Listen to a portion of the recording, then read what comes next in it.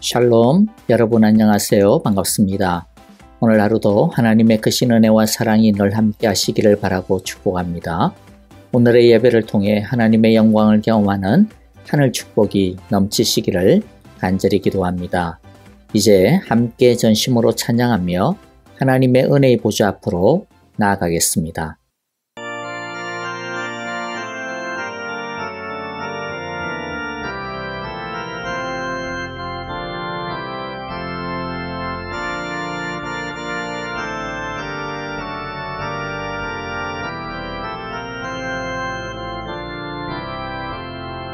천사 찬송하기를 거룩하신 구주께 영광 돌려보내세 구주원을 하셨네. 크고 작은 나라들 기뻐와 답하여라.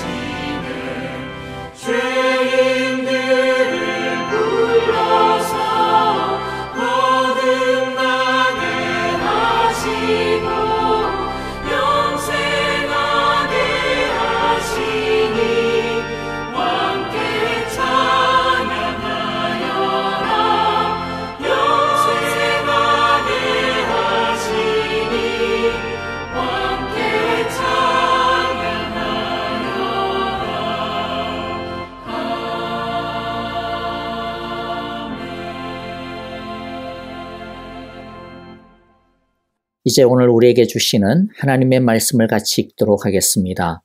오늘의 말씀은 창세기 46장 28절부터 47장 12절의 말씀입니다. 오늘의 말씀에는 오매불망 기다리던 요셉을 드디어 만나게 되는 야곱의 모습과 또 이집트의 바로왕을 만나는 요셉의 형들과 아버지 야곱의 모습이 나옵니다.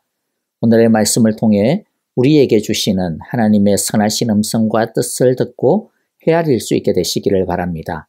이제 우리 함께 한 절씩 읽도록 하겠습니다. 46장 28절입니다. 이스라엘이 유다를 자기보다 앞세워서 요셉에게로 보내어 야곱 일행이 고센으로 간다는 것을 알리게 하였다. 일행이 고센 땅에 이르렀을 때에 요셉이 자기 아버지 이스라엘을 맞으려고 병거를 갖추어서 고센으로 갔다. 요셉이 아버지 이스라엘을 보고서 목을 껴안고 한참 울다가는 다시 꼭 껴안았다. 이스라엘이 요셉에게 말하였다. 나는 이제 죽어도 여한이 없다. 내가 너의 얼굴을 보다니 내가 여태까지 살아있구나. 요셉이 자기의 형들과 아버지의 집안 식구들에게 말하였다. 제가 이제 돌아가서 바로께 이렇게 말씀드리겠습니다. 가나안 땅에 살던 저의 형제들과 아버지의 집안이 저를 만나 보려고 왔습니다. 그들은 본래부터 목자이고 집 짐승을 기르는 사람들인데 그들이 가지고 있는 양과 소와 모든 재산을 챙겨서 이리로 왔습니다. 이렇게 말씀을 드려둘 터이니 바로께서 형님들을 부르셔서 그대들의 생업이 무엇이요 하고 물으시거든 종들은 어렸을 때부터 줄곧 집 짐승을 길러온 사람들입니다. 우리와 우리 조상이 다 그러합니다 하고 대답하셔야 합니다. 그래야 형님들이 고센 땅에서 정착하실 수 있습니다. 이집트 사람은 목자라고 하면 생각할 것도 없이 꺼리기 때문에 가까이 하지 않습니다. 요셉이 바로에게 가서 아뢰었다. 저의 아버지와 형제들이 소떼와 양떼를 몰고 모든 재산을 챙겨가지고 가나안 땅을 떠나서 지금은 고센 땅에 와 있습니다. 요셉은 형들 가운데서 5사람을 뽑아서 바로에게 소개하였다. 바로가 그 형제들에게 물었다. 그대들은 생업이 무엇이요? 그들이 바로에게 대답하였다. 임금님의 종들은 목자들입니다. 우리 조상들도 마찬가지였습니다. 그들은 또 그에게 말하였다. 소인들은 여기에 잠시 머무르고 왔습니다. 가나안 땅에는 기근이 심하여 소떼가 풀을 뜯을 풀밭이 없습니다. 그러하오니 소인들이 고센 땅에 머무를 수 있도록 허락하여 주시기를 바랍니다. 바로가 요셉에게 대답하였다. 그대의 아버지와 형제들이 그대에게로 왔소. 이집트 땅이 그대 앞에 있으니 그대의 아버지와 형제들이 이 땅에서 가장 좋은 곳에서 살도록 거주지를 마련하시오. 그들이 고센 땅에서 살도록 주선하시오. 형제들 가운데서 특별한 능력이 있는 사람들을 그대가 알면 그들이 나의 짐승을 맡아 돌보도록 하시오. 요셉은 자기 아버지 야곱을 모시고 와서 바로를 만나게 하였다. 야곱이 바로를 축복하고 나니 바로가 야곱에게 말하였다. 어른께서는 연세가 어떻게 되시오? 야곱이 바로에게 대답하였다. 이 세상을 떠돌아다닌 횟수가 100년하고도 30년입니다. 저의 조상들이 세상을 떠돌던 횟수에 비하면 제가 누린 횟수는 얼마 되지 않지만 험악한 세월을 보냈습니다. 야곱이 다시 바로에게 축복하고 그 앞에서 물러났다. 요셉은 자기 아버지와 형제들을 이집트 땅에서 살게 하고 바로가 지시한 대로 그 땅에서 가장 좋은 곳인 람세스 지역을 그들의 소유지로 주었다. 요셉은 자기 아버지와 형제들과 아버지의 온 집안의 식구수에 따라서 먹거리를 대어 주었다. 아멘. 자, 오늘의 말씀은 서두에서도 말씀드렸지만 크게 3개의 만남이 나오죠. 하나는 야곱과 요셉의 만남이고요. 두 번째는 요셉의 형들과 바로의 만남이고 여기서 주목해야 할 것은 요셉이 지속적으로 형들에게 또 가족들에게 바로를 만나게 되거든 꼭 이 말을 해야 한다라고 신신당부하는 말이 있었죠. 그게 뭐죠? 바로가 너희 생업이 직업이 뭐냐라고 묻거든 우리의 생업은 목자입니다 라고 대답해야 한다라는 것이었습니다. 왜 요셉이 그렇게 말하도록 했는지 그 의미가 무엇인지 우리가 이제 살펴보게 될 것입니다. 세 번째 만남은 바로와 야곱과의 만남입니다. 여기서 야곱은 자기 인생의 의미를 인생관을 굵직하게 또 짧지만은 굵직하게 요약합니다. 우리 크리스찬의 인생관이 담겨져 있는 말인데요. 자, 이제 우리 한 가지씩 이 3개를 살펴보도록 하겠습니다. 첫 번째 만남은 요셉과 야곱의 감격적인 부자 상봉입니다. 여기서 우리는 하나님의 꿈과 뜻은 결코 죽지 않음을 하나님 안에서는 죽음과 좌절이 없음을 확인하게 될 것입니다. 우리 눈에 보기에는 끝난 것 같아 보여도 그러나 하나님이 세우신 뜻은 절대로 망하지 않습니다. 하나님 안에서 결국 다시 회복되어집니다. 우리는 이 회복을 다시 살아날 것을 기대하고 믿음으로 소망해야 할 것입니다. 죽은 줄로만 알았던 요셉이 살아있었고 살아있을 뿐만 아니라 이집트의 총리가 되어 있었습니다. 야곱은 이제 죽어도 여한이 없다라고 그 감격을 표현합니다. 야곱에게 요셉은 어떤 아들이었습니까? 요셉이 자기가 제일 사랑하던 아내 라헬이 낳은 아들이기 때문에 애지중지했던 것만은 아닙니다. 야곱의 가정은 단순한 일반 가정이 아닙니다. 야곱의 가정은 하나님의 나라이고 하나님의 교회입니다. 여기서 중요한 것은 약속의 후손입니다. 아브라함으로부터 하나님께서 주시고자 하셨던 하나님의 축복을 이어갈 축복의 계승자, 약속의 씨가 중요합니다. 요셉은 이삭, 야곱으로 이어져 오고 있던 바로 그 약속의 후계자였기 때문에 너무나 소중한 아이였던 것입니다. 그런데 하나님께서 주셨다라고 믿었던 그 약속의 아이가 어느 날 실종이 되어버렸습니다. 찾은 것이라고는 갈기갈기 찢겨져 있는, 피투성이가 된 채 찢겨져 있는 요셉의 채새곳밖에 없었습니다. 사나운 짐승에게 찢겨 죽은 것이 분명했습니다. 야곱은 요셉이 살아있을 것이라고는 꿈에도 생각하지 못했습니다. 야곱에게 있어서 요셉이 죽은 것은 아브라함으로부터 시작한 하나님의 약속이 끊어지게 되었다라고 하는 것을 의미했습니다. 요셉이 사라진 이후 하나님은 요셉을 대신할 만한 약속의 후손을 보여주지도 않고 있었습니다. 하나님의 교회가, 하나님의 꿈이, 하나님의 나라가 자기 대에서 끊어진다라고 생각했을 것입니다. 게다가 남아있는 자기 아들들을 보아하니, 남아있는 하나님의 이 나라라고 하는 이 모습을 보아하니 도무지 하나님의 나라라고는 할 수가 없는 부끄러운 모습뿐이었습니다. 야곱에게 있어서 요셉이 사라짐으로 인해 미래와 소망이 같이 사라져버린 것이죠. 그랬기 때문에 야곱이 베냐민을 죽어도 이집트로 보낼 수 없다라고 고집을 피웠던 게 이해가 됩니다. 혹여라도 요셉을 대신할 만한 약속의 후손이 이 베냐민이 아닐까라고 하는 마음 때문이었던 것이죠. 그런 베냐민마저 무슨 일을 당하게 된다면 정말로 자기에게는 소망이 한 톨도 남아있지 않게 되었기 때문입니다. 그런데 죽은 줄로 알았던 요셉이 버젓이 살아있었고, 살아있을 뿐만 아니라 요셉이 어렸을 때 꾼 그 꿈처럼, 하나님께서 주신 그 꿈처럼 온 가정의 구원자로, 온 가정의 머리로 뿐만 아니라 온 세상이 머리를 조아리는 그런 구원자로 높아져 있었습니다. 소망이 되살아난 것입니다. 잃어버린 꿈이 살아있었던 것입니다. 깨어지고 찢겨진 야곱의 가정이, 하나님의 교회가 다시 하나로 온전히 회복된 것입니다. 야곱이 나는 이제 죽어도 여한이 없다라고 말하는 것은 죽은 줄 알았던 요셉을 다시 보게 된 기쁨을 표현하는 것만이 아닙니다.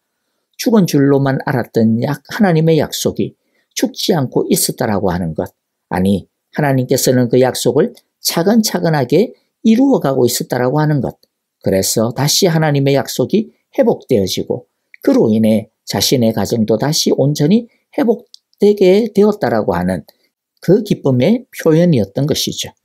요셉이 다시 살아난 것, 야곱의 입장에서 보면 다시 살아난 것이나 다를 바가 없죠. 그것은 마치 예수님께서 죽음을 이기시고 다시 살아난 것과 같다라고 할 수 있을 것 같습니다. 예수님의 부활은 하나님의 뜻은 절대로 사라지지 않음을, 절대로 실패하지 않음을 보여주는 증거가 됩니다. 예수님의 부활은 예수님 안에서 만물이 회복되어지고 통일될 것이라고 하는 것을 보여주는 증거입니다. 여러분, 우리의 가장 큰 기쁨이 무엇입니까? 그것은 요셉의 돌아옴을 통해 야곱의 가정이 다시 하나로 회복되어진 것처럼 하나님의 교회가 원래의 진실과 열정과 영광을 회복하는 것을 보는 것일 것입니다. 하나님께서 야곱이 죽었다라고 생각하였던 그 요셉을 다시 만날 수 있게 해주신 것처럼 잃어버린 희망, 식어진 열정, 망가진 하나님의 영광을 다시 회복하고 만나고 경험할 수 있게 되어 해주시기를 우리 모두 간절히 바라고 기도하는 시간이 되어지기를 바랍니다. 두 번째 만남을 이제 살펴보겠는데요. 두 번째 만남은 형들과 바로의 만남이죠. 여기서 듣기 알만한 것은 요셉이 형들에게 계속해서 바로가 너희의 생업, 직업이 무엇이냐라고 물을 텐데 그때 우리의 직업은 목자입니다라고 말해야 된다라고 하는 것이었습니다. 저는 어렸을 때 요셉의 이 행동이 이해가 잘 안 되었습니다. 왜냐하면 지금 바로는 요셉의 가정에게 할 수만 있는 대로 막 최고의 것을 해주려고 그렇게 하고 있지 않습니까? 아니 그러면 어떻게 하는 게 정상적이겠어요? 뭐 할 수 있는 대로 최고의 것을 받아내리고 근사한 것을 더 말하면 얼마나 더 많은 것들을 받을 수 있겠습니까? 그런데도 불구하고 왜 이집트 사람이 천하게 여기는 목자라고 하는 직업을 강조할까라는 것이었죠. 요셉은 어떤 의도에서 그렇게 말하고 있습니까? 46장 34절에 힌트가 잠시 나오고 있는데요. 자, 왜 집 짐승을 길러온 사람들이라고 말해야 된다라고 하고 있어요? 그래야 형님들이 고센 땅에 정착하실 수 있습니다.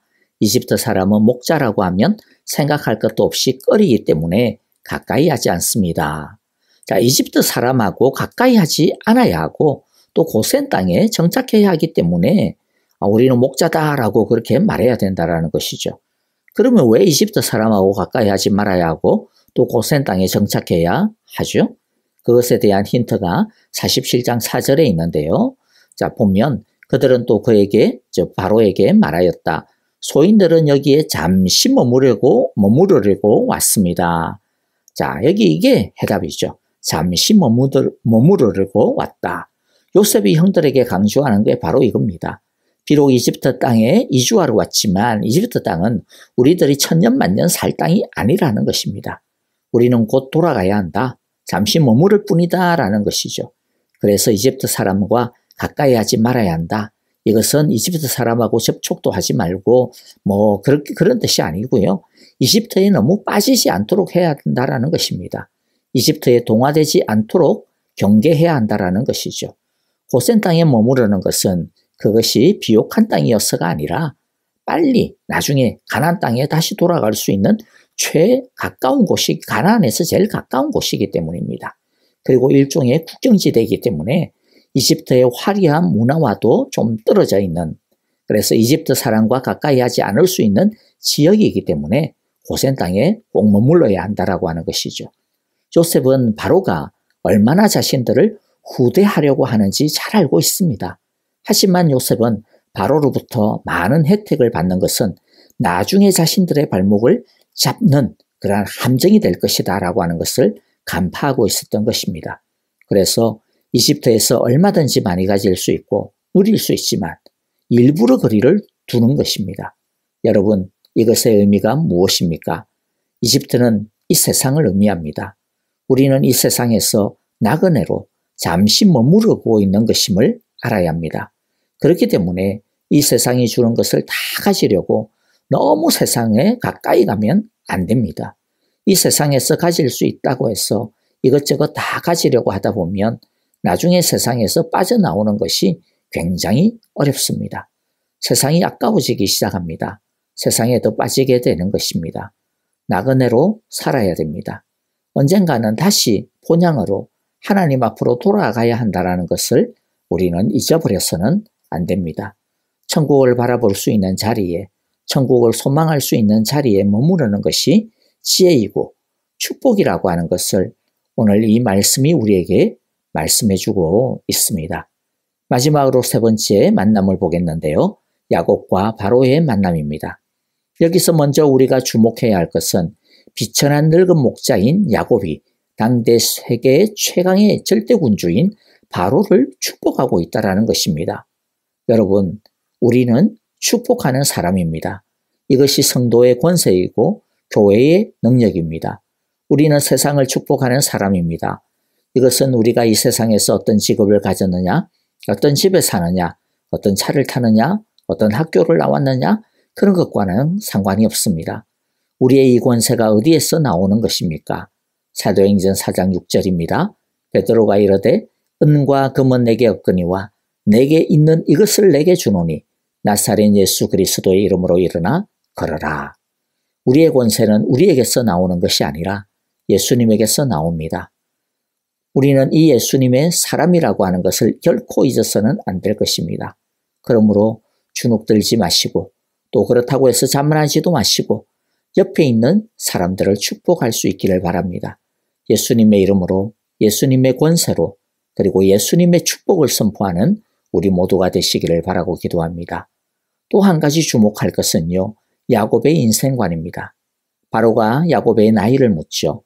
이것은 나이만이 아니라 삶을 묻는 것입니다. 그러자 야곱이 다음과 같이 답합니다. 9절, 야곱이 바로에게 대답하였다. 이 세상을 떠돌아다닌 횟수가 100년하고도 30년입니다. 저의 조상들이 세상을 떠돌던 횟수에 비하면 제가 누린 횟수는 얼마 되지 않지만 험악한 세월을 보냈습니다. 야곱도 동일한 고백을 합니다. 자신은 이 세상에서 줄곧 나그네로 살았고 이 이집트에서도 나그네로 살 것이며 자신의 아들들도 나그네로 살다가 죽을 것이고 바로 당신도 결국에는 나그네일 뿐이라는 말입니다. 그런데 더 중요한 표현은요. 자신의 삶을 험악한 세월이라고 표현하고 있습니다.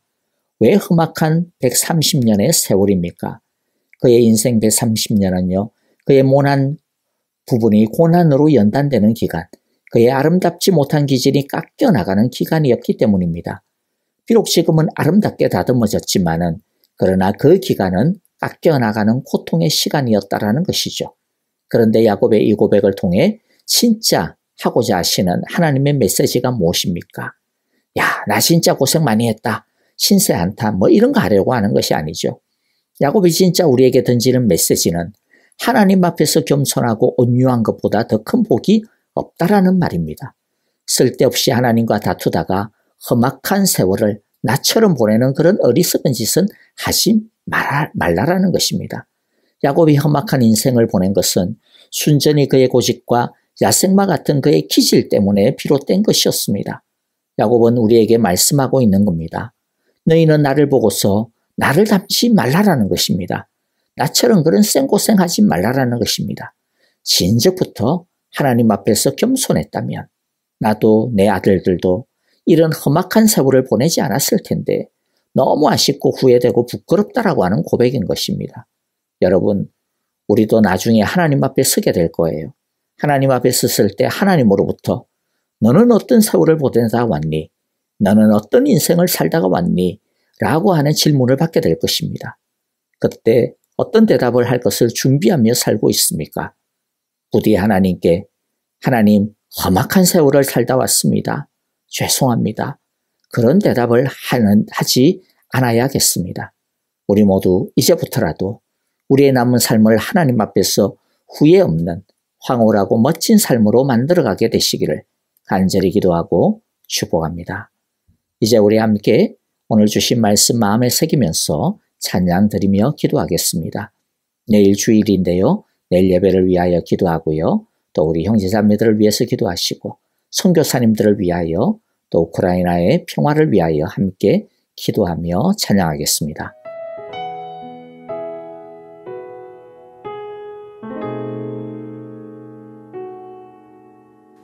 이 세상을 살아가는 동안에 나의 힘을 의지할 수 없으니 기도하고 낙심하지 말 것을 주께서 참 소망이 되심이라. 주의 길을 걸어가는 동안에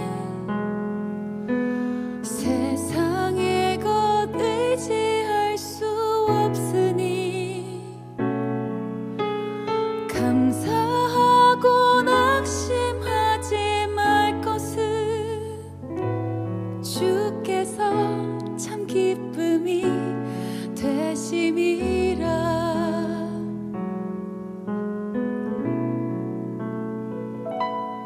하나님의 꿈이 나의 비전이 되고 예수님의 성품이 나의 인격이 되고 성령님의 권능이 나의 능력이 되길 원하고 바라고 기도합니다.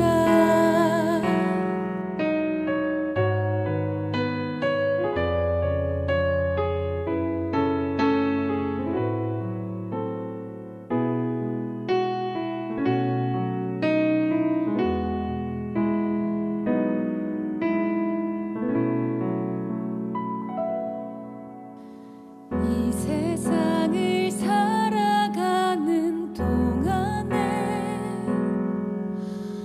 나의 힘을 의지할 수 없으니 기도하고 낙심하지 말 것은 주께서 참 소망이